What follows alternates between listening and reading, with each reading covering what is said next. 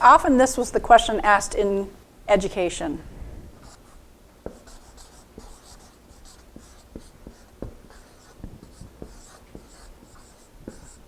That was a traditional question. But today we're going to ask a different question. It's going to come up.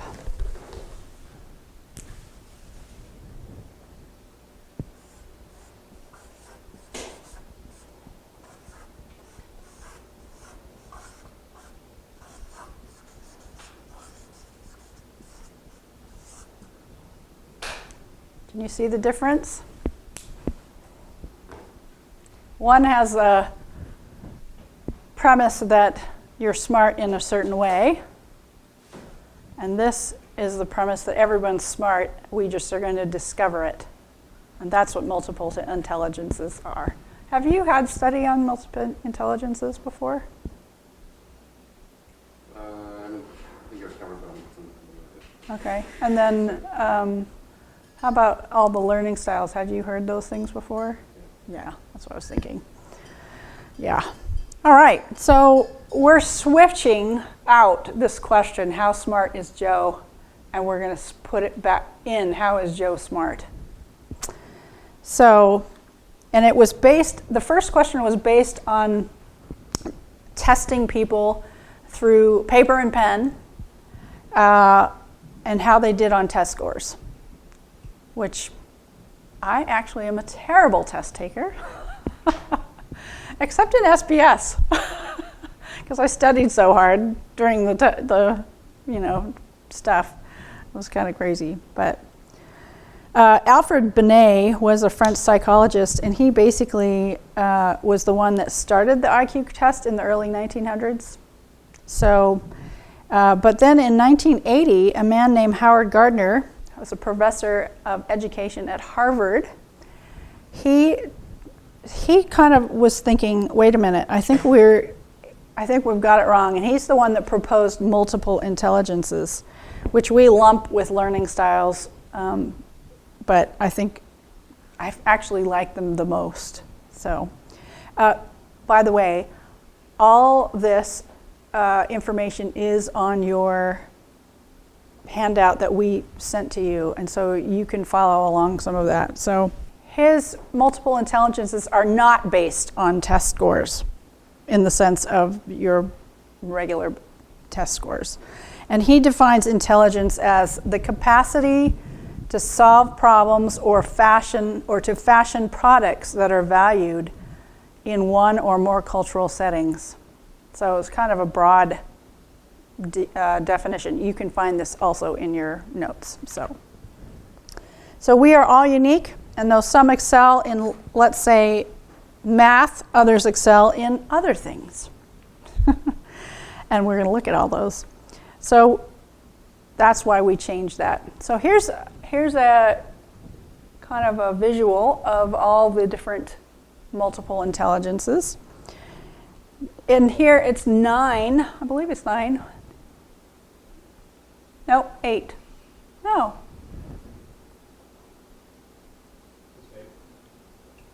Oh, it's 8. Okay, so there's 8. Sometimes there's 9. Because multiple intelligence is never completely, they always say there's more to find that we don't even know yet. And so that's part of the reason I was thinking that. So what we're going to do is we're going to go through the different ones, and on your sheet we'll be going through a lot of those things together, and I think we're going to have a short day too, so that'll be nice for you. The first one we're going to look at is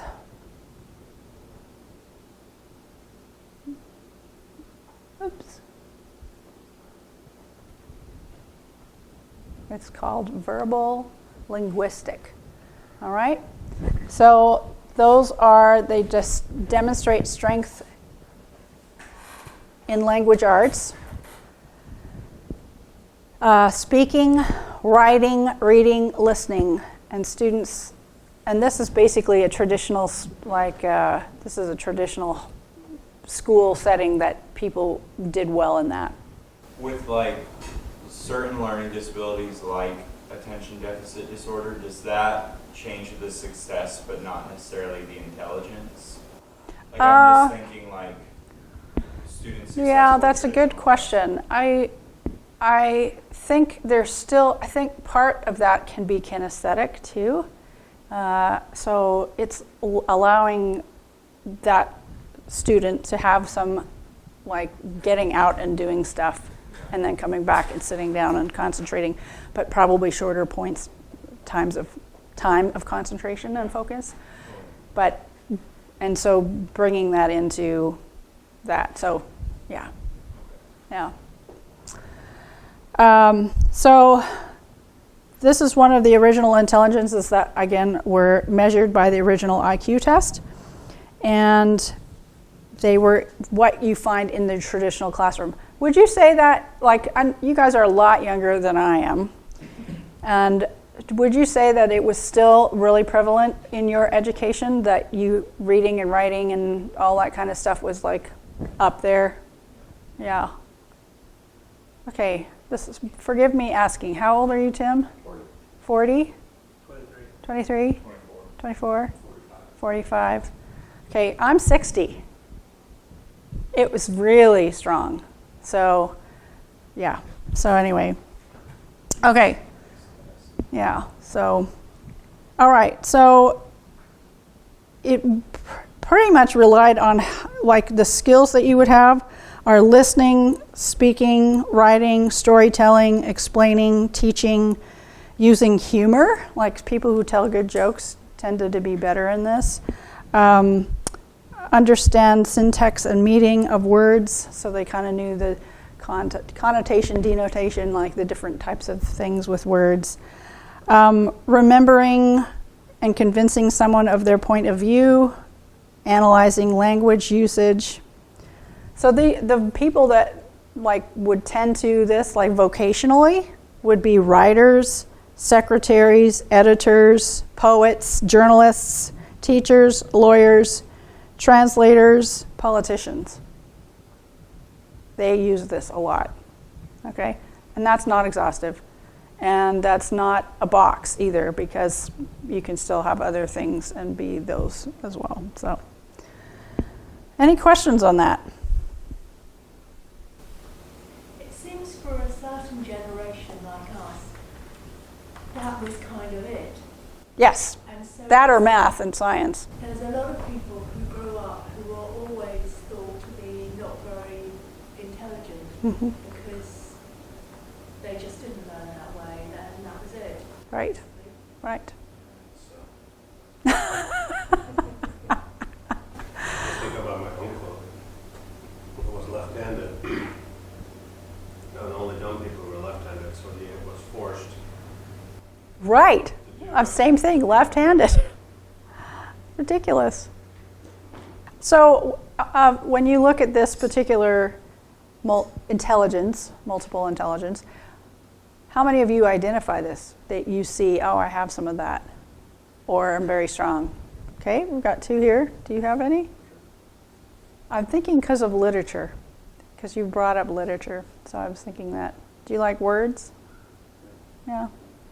I mean, I do have some of it too, but it's lower. So, and then I think I was suppressed. I wanted to write books. I wanted to write fiction when I was little, and when I was in high school, my teacher was not very nice to me, and so I he was really not nice to me. So anyway, he didn't encourage me. You know, it's like one thing to give criticism. It's another thing to give feedback where you're like, okay, I see what you're trying to do. It's a little bit too much on this, so just pare it down. You know, it's a whole different thing. Instead, he just, and so then I thought, oh, I'm not good at it at all. So, yeah, so that was hard. Okay. What are some things that we can include in our teaching? Now, just that you know, most of our teaching is going to be verbal linguistic. So what are some of those things that can be brought into our dialogues? Mm-hmm. Yep. Someone read out loud. read out loud, right? Bringing in quotes. I had quotes. Hangman. Hangman! That's funny. We're going to teach, and we're going to have 20 minutes on Hangman. That's hilarious. It's sometimes nice to do something different, so that's great. It's a fun, weird thing. Anybody else? I think just normal teaching, you'll do it. Mm-hmm. You're speaking, like, you know, notes up there. Right. If you have a handout, Mm-hmm. whatever that Right. is. It all goes into the verbal linguistic, so it's probably the easiest one out of all of them to bring into teaching, just to be fair. Okay, now let's go to the mathological.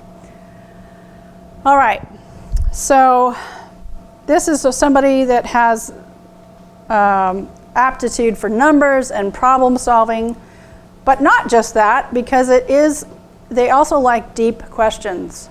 They like going deep.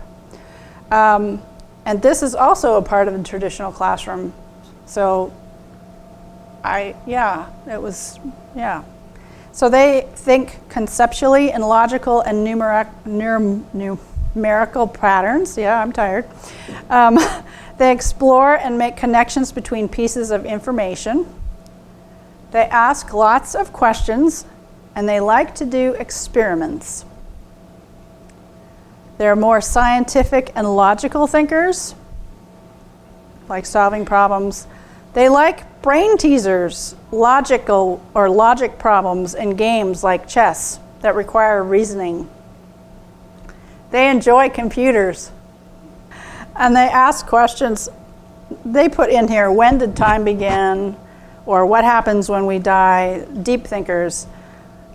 So, possible vocations: scientists, engineers, mathematicians, computer programming, accountants, researchers, philosophers. Interesting. Saw that already. So, how many of you see this in you? Tim. And Marnie. Who How does? is that the same? Like logical and mathematical? Like, oh, sorry, not that, but the philosopher and the mathematician. Because philosophy doesn't, the whole point of it is it doesn't have closed-end answers. Right. Where math always generally does. It's, Except when you get up at higher math. yeah. And That's it's what I'm saying. That's Right, when you're right. starting into getting into fourth and fifth dimensional math. It's also because of deep thinking and the processing, the That's what I was logical gonna say. approach that you have to it. And so when you're in philosophy, you're not just spewing out random thoughts. You're going methodically into the different sections and It's a logical- coming up to a logical pattern into your solution. And so the solution might seem random, but the process through it is very deep and methodical. Yep. And actually, they have courses on logic that are part of philosophy majors. So that's why. So it doesn't seem to fit, but it does. They do fit together.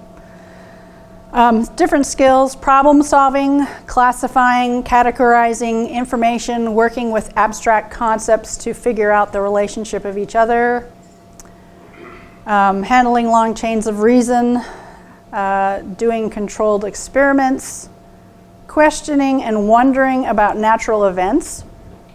That's good. I mean, actually, this is think skills. These are the skills, so think teaching. Performing complex mathematics and calculations. So what can we incorporate into our teachings? And it doesn't have to be math. Logical approach and solutions and progression. Yes, logical approach and excellent, wonderful. So which actually is an educational model in itself, to be quite honest. Okay, good. Anything else? They like research. Random. They like putting information together. So let's say we're doing a Bible study, not expository. So No, it's just He's like, well, smirking. This afternoon is going to be. So tell us, what about it? Tell us about it. It's just the Red Sea crossing and just going into what would be a possible solution to the location. Right, right. For me, I like doing workshops with these type of people because it's like, here is a bunch of stuff and I want you to ask these questions and build on it. Like I have them building on it and it's like getting into it deeper and deeper and deeper. And I love doing that. I like doing that, even though I wouldn't say I'm logical, mathematical. But anyway, so it's like doing things where they're looking up scriptures and researching. That's great. So that's what I would say, how you could do it with the mathological. Okay? Any questions? Looking into all the tribes and why they are where they are around the temple and everything that they do. And No. Actually, I have some of this because I like logic, I think, probably, and I'm more of the philosophy end of things. But when I first read Genesis, and the like the times of people, how long they lived, and I started analyzing. I put a chart together and their ages and how old they were when, just like to see the relationship between the two people. And like, I totally loved that. That would be mathological. So why questions, do those generally come out of logical, mathematical people? Yeah, I would say that. Though there's ways to ask things that are a little bit even different, a little different approaches, and I think that those are good too. I think the how would be more applicable than the why. Yeah. Okay. Because Yeah. you don't want to just get the why is this answer. You want to get how did you get to that answer? Yeah. What was the process? Why are we? Yes. Yeah, that's what I was thinking. So, but I wouldn't throw Y out either. So, No. yeah. So, great. Any questions, comments? Anybody know anybody besides people here in this room that are mathological and what that's been like?